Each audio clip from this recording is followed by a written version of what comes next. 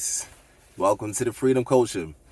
All right, so I just want to dive right into it and talk about CBDCs.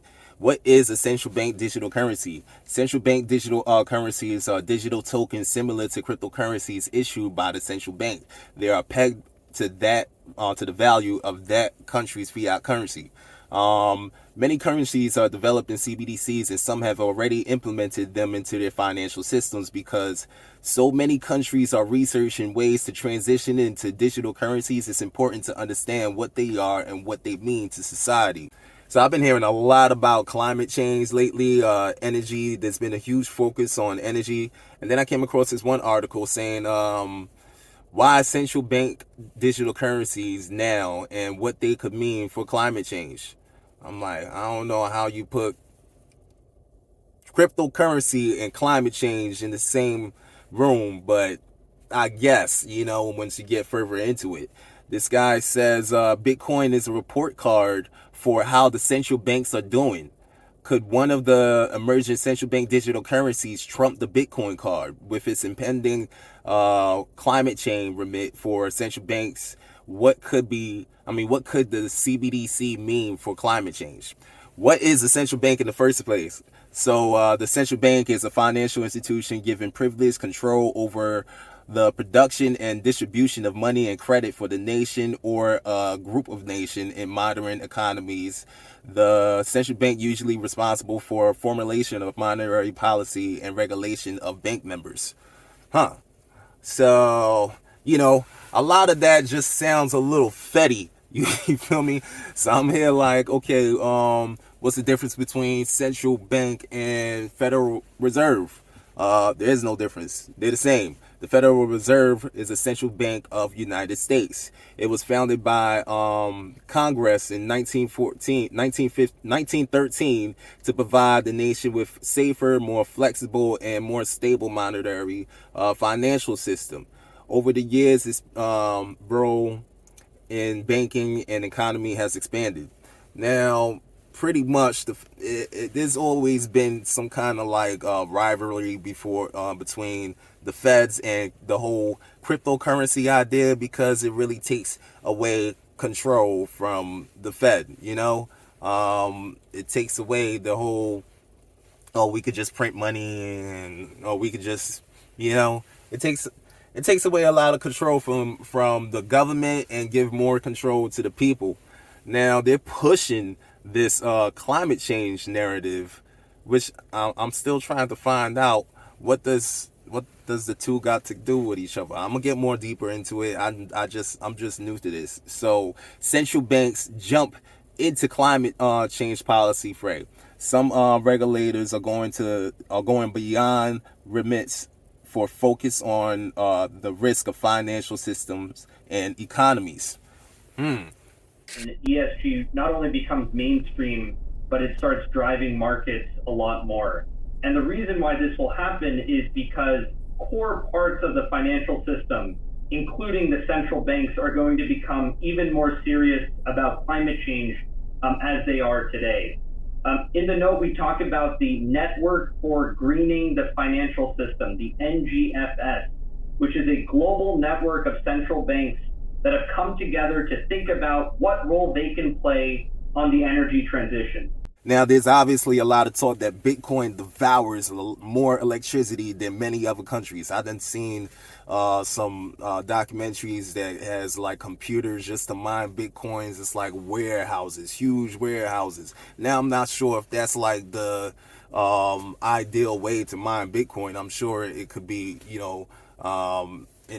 modified or something like that, but that is the issue. It takes up a lot of energy. Large-scale electricity consumption is measured in terawatt-hour, which is equal to 1 trillion watts. A report by Cambridge University says that the Bitcoin network alone consumes more than 116 terawatt-hour per year, about 0.5% of total electricity in the world. Bitcoin's annual electricity consumption is higher than countries like the Netherlands, Philippines, and Singapore. In fact, if Bitcoin were a country, it'd be number 33 on the list of top energy consumers. All this talk about energy consumption, all this energy talk, energy contributes all this energy talk, how does it contribute to climate change? The energy supply sector, electricity, heat, and other energy is the largest contributor to global greenhouse gas emissions, responsible for approximately 35% of total emissions. Households consume 29% of the global energy and contribution to 21% of the resultant CO2 emissions. So appears to be a problem. However, there's others that take opposite stance on this case. Mr. Chairman, this hearing is a complete and utter waste of time. I mean, this thing is ridiculous. I thought we wasted a lot of time here in Congress, and unfortunately for the American people, we do. And this hearing adds to that. We are examining big oil's climate pledges. These are multinational companies, and you're trying to force them to adhere to pledges that the majority party wants them to make about climate change. I fail to see how that is the responsibility for the Oversight Committee to enforce pledges that they choose or choose not to make. That's not our purview. That's not our job. I think so much of what we should be doing here is focused on what we can actually control. Let's talk about the genesis of these pledges, the actual Paris Climate Accords, which, by the way, are not a treaty because the President of the United States has not brought it to the Senate to be ratified. So if it's not a treaty of the United States, these climate accords, how then do we have the legal authority to try to hold multinational companies, some of which headquarter themselves in the United States? Can somebody explain that to me? Where this body, the House of Representatives, has the ability to literally bully companies into adhering to a climate pledge based upon a climate accord, which is not even a treaty of the United States, because Joe Biden won't take it to the Senate because the Senate will not ratify said treaty. None of this makes sense. There's mad gossip about the energy situation and climate change. It's been rolling down for a minute. Now, I don't know I'm not a financial advisor. I wouldn't suggest how to organize around this, but obviously you want to start paying more attention to green energy, this whole merge, solar energy, this whole climate change narrative. Definitely want to pay attention to that. What I would do is I'll look into some energy ETFs that's involved in energy. I love ETFs because it pays dividends. It's a good spread of different companies, and it's kind of like a risk-free. I'm all about getting a lot of money now without losing a dollar. You know what I'm saying? All money in, no money out. And also, I don't think that this is going to deter away from crypto. You know what I'm saying? Because there's a lot of data out there, there's a lot of info out there that speculates certain cryptos, especially the company Ripple, is going to be behind these CBDCs. I mean, they've done it with Europe, they've done it with Japan, they're behind all of these large companies. Ripple is behind, and as well as they're still going to be using this ISO 222. So the Fed coin is still going to be using the shit probably, and then that's my opinion. However, keep your mind on don't keep your mind free, but pay attention.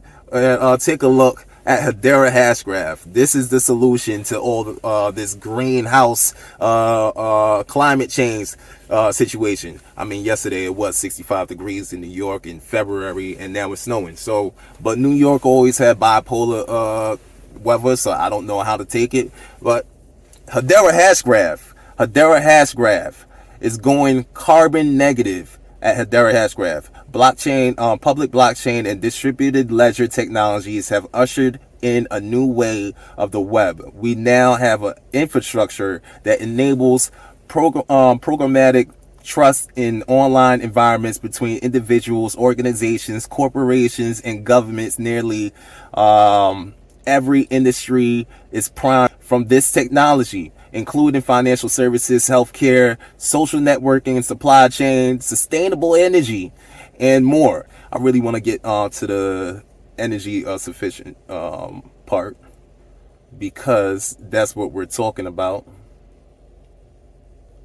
So Hedera Hashgraph company recently announced its achievement of being 100% carbon neutral through the quarterly purchase of carbon offsets, with the amounts determined by the third-party access provider on trespass. Now, I broke that down in one of my older videos. I could probably put a link breaking that down on what that actually means. I'm not, I know a lot of people aren't too up to par with the terminology of climate change and stuff like that, but HBAR is eco-friendly. HBAR is the most under enterprise grade public network for you to make your digital world exactly as it should be, yours. HBAR is the native energy efficient cryptocurrency of Hedera and that powers the decentralized company. Now, not to only mention that, yeah, there's a war between CBDC and centralized versus decentralized. Hedera Hashgraph is also partnered with the WEF. They're partnered with so many other companies. I'm all about decentralization, but I feel like as long as I got a lot of money from, putting a penny on these rich people's dollars, you know what I'm saying? From getting these assets on for the low early and letting it hit its highest potential, currency is still currency. I'm gonna always be decentralized. You know what I'm saying? I'm gonna always find a way to free myself. But anyways, that's my quick little butchered up video. I hope you guys enjoyed it. This narrative about green energy, these laws that's being passed, and Bitcoin having a reputation of being this terrible energy sucking thing, like that's blowing up houses, like people's cooking up Bitcoin in their homes and blowing it up like it's meth or some shit like that. So ultimately the game plan was climate change, to fix that. They've been working on that for years. So cryptocurrency is going to be a lot more green. Anything digital is going to be more green. So I just wanted to say that. Want to say peace. Focus on take a look at these things, and I hope you have a wonderful day. And like, subscribe, comment. Nothing but love, baby. I got nothing but love for you, baby. I'm corny as hell. When I start continuing on with these videos, I get corny. So let me stop. Peace. My presidential, I wear it every day. It symbolizes how I'm enterprising. I came from Latin dinky pockets, so I emphasize it.